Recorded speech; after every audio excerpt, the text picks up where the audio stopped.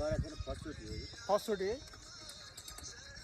यस्तो खालको प्लटिङमा तपाईँहरूले यस्तो खालको पाइप यस्तो खालको खानेपानीको लागि गर्नुभएको थियो कि छैन? अङ्कल आज हामी कहाँ छौँ त? आज हामी वडा नम्बर 9 को चित्रटोल भन्ने ठाउँमा छौँ। हाम्रो यो ग्रिन सिटी प्रोजेक्टमा चाहिँ नि हाम्रो खानेपानीको पाइपहरू जडान भइरहेछ। भाइहरूले चाहिँ नि खानेपानीको पाइपहरू चाहिँ नि जडान गरिरहनु भएको छ।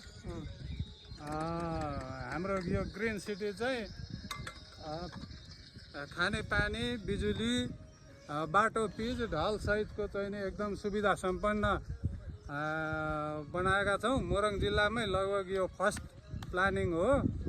अब धेरै टुक्रा पनि बाँकी छैनन्, अब 10-15 वटा बाँकी छन्। हामीले प्लटिङ गरेको कति महिना भयो? हामीले प्लटिङ गरेको चाहिँ नि अस्ति पुसदेखि हो।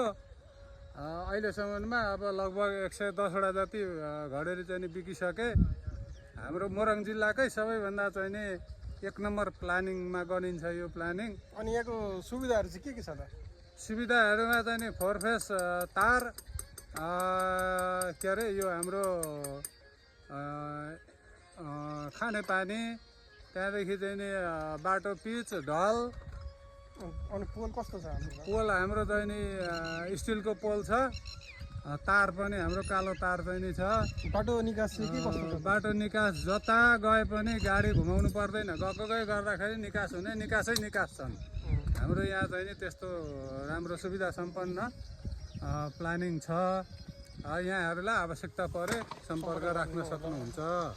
अनि दाइ यस्तो खालको प्लटिङमा तपाईँहरूले यस्तो खालको पाइप यस्तो खालको खानेपानीको लागि गर्नुभएको थियो कि छैन?